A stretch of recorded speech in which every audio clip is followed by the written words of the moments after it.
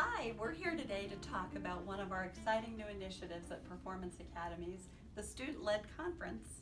Today we're going to share with you the core ideas behind the Student-Led Conference, how teachers and students can prepare, how it's implemented most effectively, the benefits, and some additional resources for you. With me today for this podcast is William Connick, Regional Superintendent for our Central Ohio schools.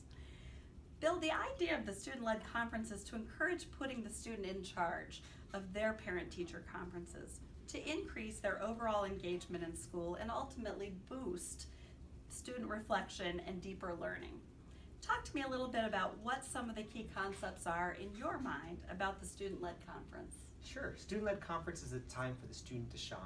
It's a time for them to share what they know with their parents, so they get a chance to show everything they've done throughout the school year and everything and where they're going to go to from there.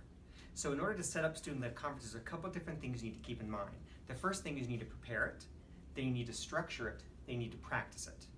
Okay, so kind of those three themes there. That makes sense. The first one is prepare it. And we've already been preparing it throughout the year, especially with the student data binders.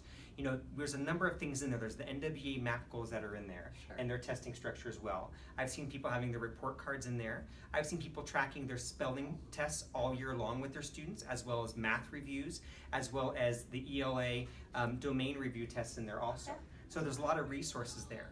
Another thing is to make sure that you have a lot of student work samples, which I know a lot of teachers already have and everything.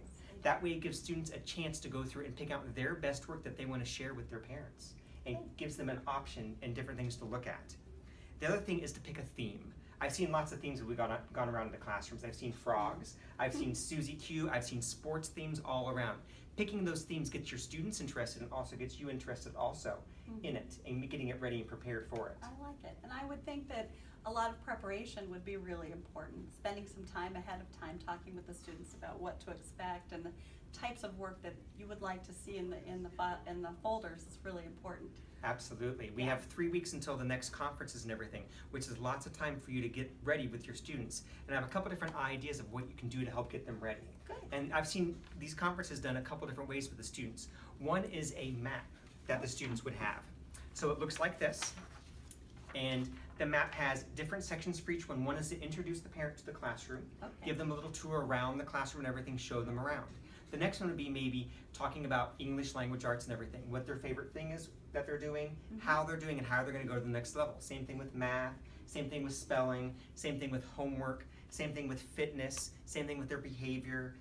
It might be a show or do type thing to go along with it. And you kind of go around and you have a little map of things that you want them to show and start ahead of time. This way the student can have samples that are already ready to show out with their parent and what they did well and what they need to improve on it. Good. Another thing is Another thing is a menu that students can have, where they have a big menu and they can choose different things they want to do with their partner, with their parent, not necessarily in a certain order or anything. So let's say, for example, in order grade, you had a coach book out and the student had marked their favorite lesson in there. And they go through the lesson with their parent, reading the story and everything, and answering the questions. That way the parent gets to experience the coach lesson just like the student would in there. I like that. I would think the parents would appreciate that quite a bit. Yeah, you can do the That's same great. thing with your math books and also your other ELA books too. Good. Yeah. And then you can also do a project with your class. So I brought in my daughter's project actually that she did. And in her class, they made little stars. And it had the same thing as the menu on there, but they just written it out on stars and they put it in a nice little jar they made with memory photos from the classroom through all year long. Clever. I Yeah. like it.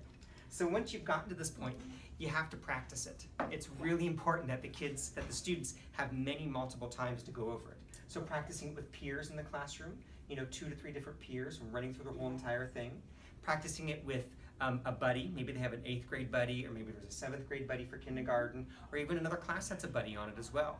And also practicing it with other people around the school too, having the office manager come down for 15 minutes, or the lunch lady come in for 15 minutes, or even grab one of the regional superintendents or anybody that's around the school to do that for a little while. I like it. I like it. I would imagine that it's important to set aside designated time to work on these projects as well. Absolutely. Yeah. Yeah, that reflection takes some time and everything. Good. Okay. Well, Yeah. thank you for joining us today. I really appreciate it. You're We do welcome. have some resources for you that relate to the Student-Led Conference. I want to offer to you to jump on edutopia.org. There's quite a few different resources there for building student portfolios and asking proper questions for the student-led conference. And I know, Bill, you had a couple others as well. Yeah, I found a lot of resources on Teachers Pay Teachers. You just type in student-led conferences and you click the free button. There are tons of different resources there as well that you can take and change to meet your own student needs. Great, thank you. I look forward to hearing about all of your student-led conferences in the spring. Thanks. Me too.